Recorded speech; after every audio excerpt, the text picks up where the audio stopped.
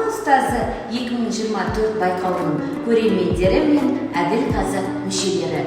Мен Дәркембаева Бибі Рәсия Дәркембаевна, нөмірі 170-ші жалпы білім беретін мектептің қазақ тілі мен әдебиеті пәнінің мұғалімі.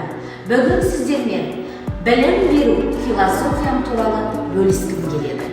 Қазақ тілі сабағын үйретуде тек қазақ тілімен шектелу мүмкін емес. Сондықтан да ата-бабамыздың тарихы болған Қазақстан тарихы пәні менің білім беру философиямда ерекше орын алады.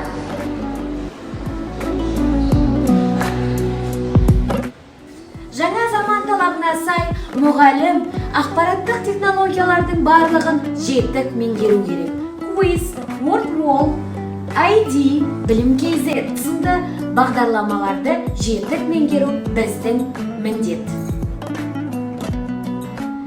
Жаһандану заманымыздағы ұстаздың басты құзыреттілігі жан-жақтылық. Менің білім беру философиямда тіл үйретпес бұрын әдебиет әлеміне терең үңілу керек.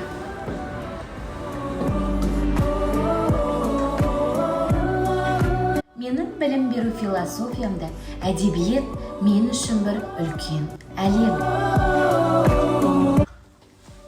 Менің білім беру философиямның тағы бір қағидалары үздіксіз білім алып іздену. Менің білім беру философиямда балаға деген тек білім беру емес, сонымен қатар баланың психологиясына терең үңілу басты рөлді атқарады.